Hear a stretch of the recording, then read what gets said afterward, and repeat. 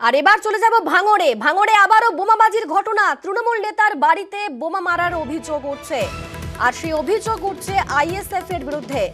ভাঙড়ের ভোগালী এলাকায় রীতিমতো উত্তেজনা ছড়িয়েছে। তৃণমূল নেতার বাড়িতে বোমা মারার অভিযোগ উঠছে, আর অভিযোগ উঠছে আইএসএফ এর বিরুদ্ধে।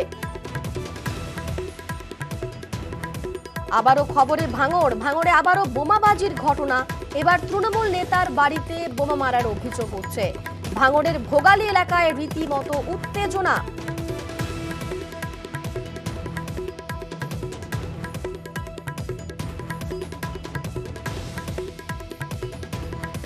যদিও অভিযোগ অস্বীকার করেছে আইএসএফ।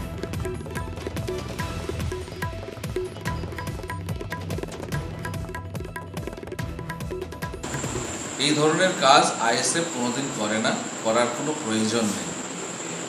কারণ আইএসএফ এর যা সমর্থন ভাঙড়ে আছে, যে তৃণমূলের মেম্বারকে আমাদের ভয় দেখিয়ে জোর করে আমাদের পক্ষে আনতে হবে, এই ধরনের ধৃষ্টতা আমাদের কোনো পার্টির কর্মী সমর্থন নেতৃত্বদের নেই, আর আমাদের গাইডলাইন সেইভাবে দেওয়া নেই। সর্বৈব মিথ্য ঘটনা, এবং এই ঘটনা সম্পূর্ণ তৃণমূল